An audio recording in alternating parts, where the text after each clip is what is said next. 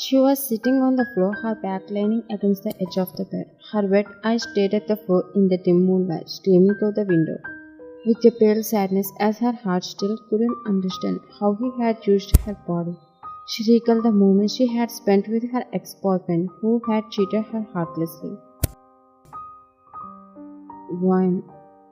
How, Jungkook? How did you hide so much cruelty inside you while showing so much fake love toward me? She chuckled sadly as a tear was ready to escape from her eyes. Then her room brightened as someone opened the door from outside, making the room fade into darkness.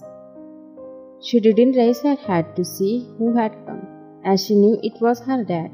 Her dad's eyes easily welled up with tears, just by seeing he started sitting alone in her dark room. He walked towards her and sat beside his daughter, gazing at her pale face. Wine, Dad. Wine, don't you want to look at your dad? She didn't look at him, still fixing her gaze on the floor. Wine, Dad. Wine, how many days are you going to continue locking yourself up suffering like this? She didn't reply, as he sighed in frustration before shaking her shoulders harshly to make her look at him. Wine, Dad, why are you so silent? Speak up to your dad. Share your pain with your dad until you find relief from it. He was yelling, but he stopped when he saw her teary eyes looking at him with sadness. Then she opened her mouth to speak. Wine, Dad, I can't share. I have lost myself. Just leave me, Dad. I want only loneliness, not something else. Wine, Dad, but I also want my daughter to be like she was before.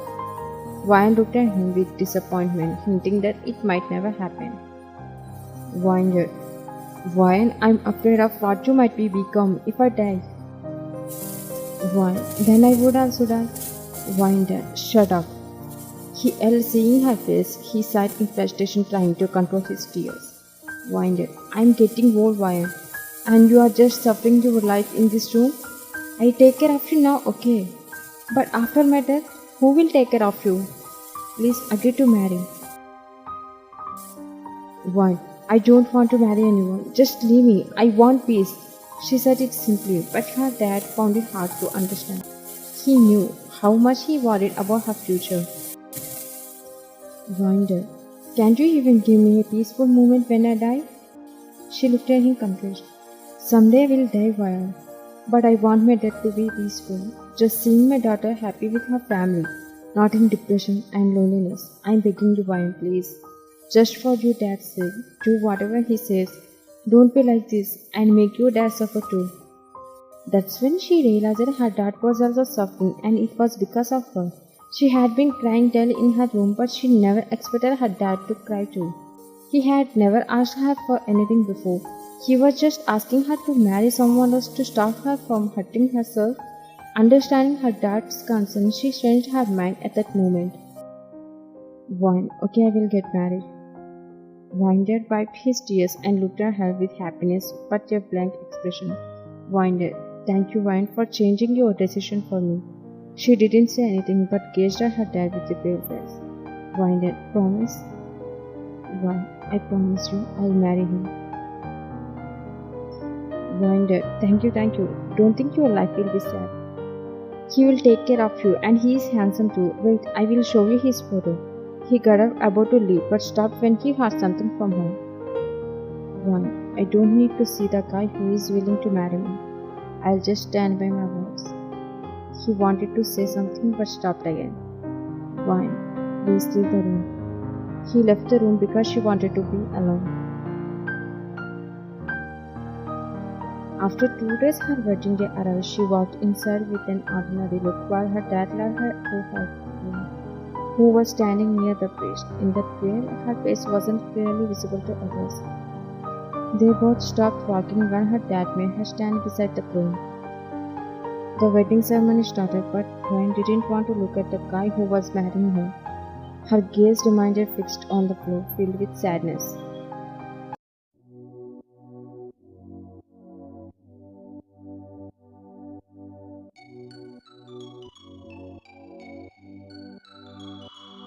So when she heard Jungkook's voice, she raised her head and saw Jungkook beside her at the groom. Then she couldn't believe how it would be possible for the one who played with her to now be the one marrying her.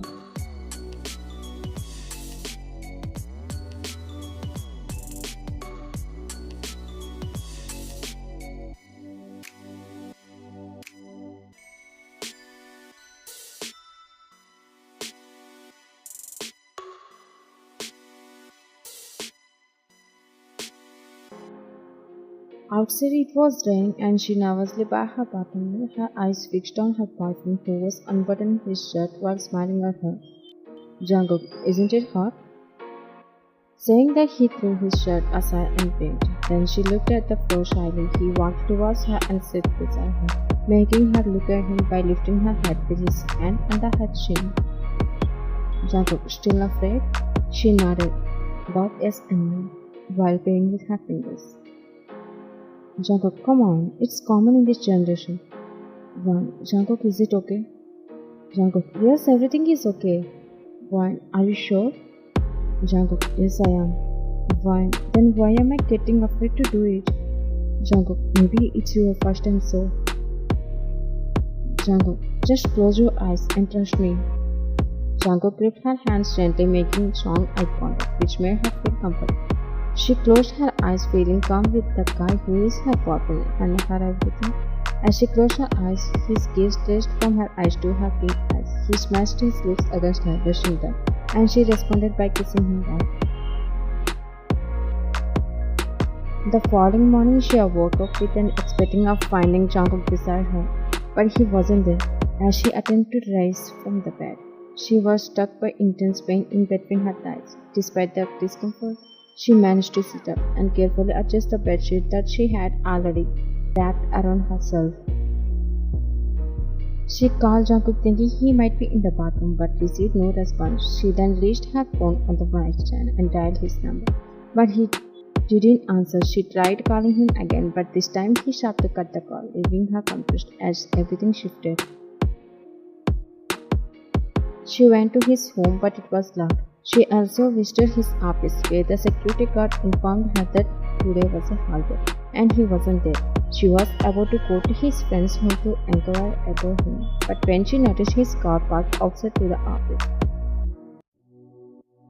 she returned inside the office and searched for him. Then she went up to the rooftop, where loud music was playing, and she saw him drinking alcohol, fully enjoying himself with his friends, who were dancing and drinking. It looked like they were having a party. Jungkook turned his head and saw Wine standing there, staring at him in silence. Everyone could tell she was worried up until that moment. She walked towards him. Wine, why aren't you answering my calls? Jungkook ignored her question. Jungkook, why are you here? Wine, I asked you, why aren't you picking up my calls? His friends stopped dancing and turned off the music, and seeing them like this, his friends all up in bed. Seeing this, Jungkook got angry and yelled at her. Jungkook, why did you come here without my permission? Why? Because you have been ignoring me. Why? Jungkook, because I did what I wanted with you, and I don't need anything from you, so I am ignoring you. Why? What? Didn't you love me? Jungkook, I didn't, but I acted like I did. She couldn't believe it for a second. But since she had been searching for him and now his words were making her realize that harsh reality. Jungkook, anyway, thank you for last night. He ran his fingers through his messy hair, saying that proudly. Why, you didn't have shame to use the word love just to sleep with me? She asked with a shaking tone, not believing what he was saying. Jungkook, I have never seen another way to make you agree to that. You are not just like others. If I had just asked you, you would have refused, so I wanted to make you fall for me first. Afterwards, you fell for me and agreed to it, just as I had planned. Her tears were about to well up, but she raised her hand to slap him, but couldn't. Mind your language. One, what else are you expecting from me? Respect? You are such an uncultured fellow. You should have shamelessly asked me to sleep with you instead of using love as an excuse for your lust. Saying that, she left from there while crying. He stared at her until she vanished from his sight. Even though she didn't physically slap him, he felt as though she had mentally slapped him. The drunkenness that had been clouding his mind faded, leaving him feeling dizzy and heated. He left the place, heading home. After he returned home, he went directly to his room, threw himself on the bed, and fell into a peaceful sleep. After 4 hours, he woke up. When he opened his eyes, he saw a gift on the bed. He rubbed his eyes set up and looked at the gift, trying to recall who had given to him. That's when he realized that it had been gifted to him a few days ago by Wyatt. He was about to ignore the gift, but he couldn't. He picked up the gift and removed the wrapper around and found a box inside. In that box there was a book and some photos of him. His eyebrows frowned, forcing him to read the book to understand what she had written. Without any delay, he opened the book and flipped to the first page. There he saw that she had drawn a picture of him with a pen and written beneath it, "You are my everything, Jungkook baby." Jungkook, I don't know how to start, but once I do, I'm sure I won't be able to stop expressing how much Ryan is in love with you. Do you know how it feels when a girl secretly admires a guy and that guy suddenly proposes to her, catching her by surprising? Are you wondering who that girl and guy are? Well, both of us not anyone else, but you and me, Jungkook. Yes, I have been secretly in love with you, never confessed it. I know I might seem foolish, but I'm too sensitive, and the thought of you rejecting me is something I couldn't bear. So, I have been silently loving you all the time. Whenever you look at me, I feel butterflies in my stomach. I know you just see me as a normal, but my foolish heart can't help sense love from you. I have taken so many pictures of you secretly. I might not speak to you directly, but I can speak to your pictures as if you are in them. You are my everything, Jungkook.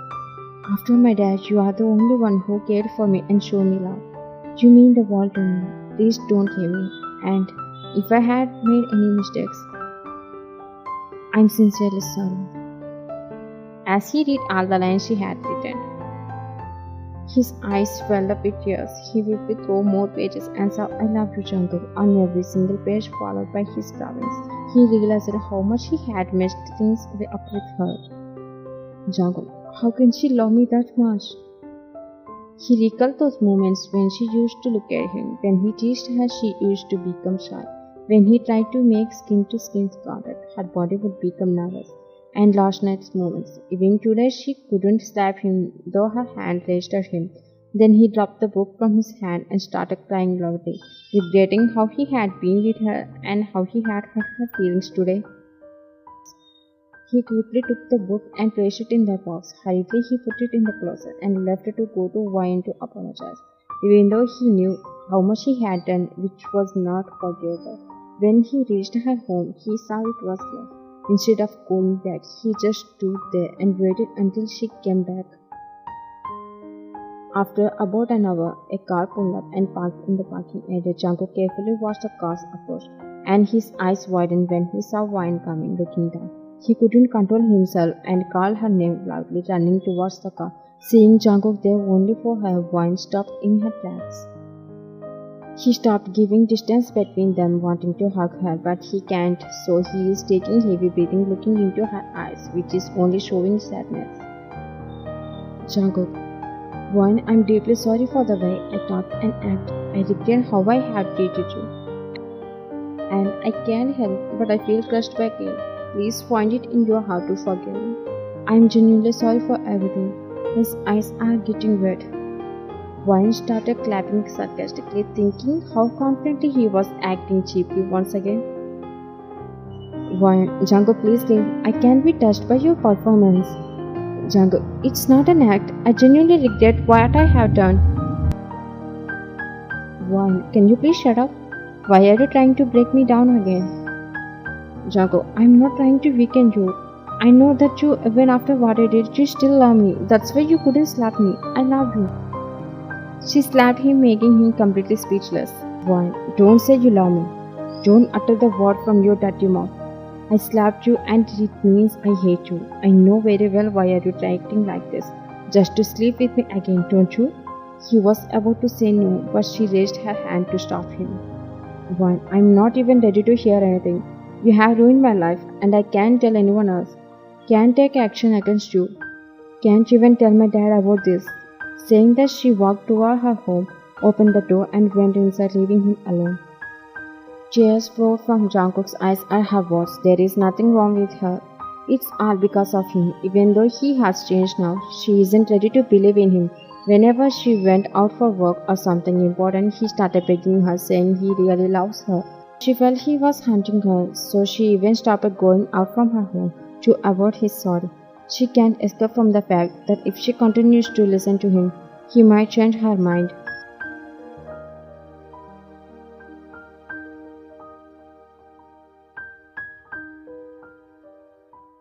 The priest asked her again, then her dad came near her and whispered, "Please, why are you making silence again? You have promised me. Please save my reputation." "Say I do. Our relatives are looking at you." Saying that, he moved away from her. She looked at Jungkook unknowingly, then looked down. "One, I do."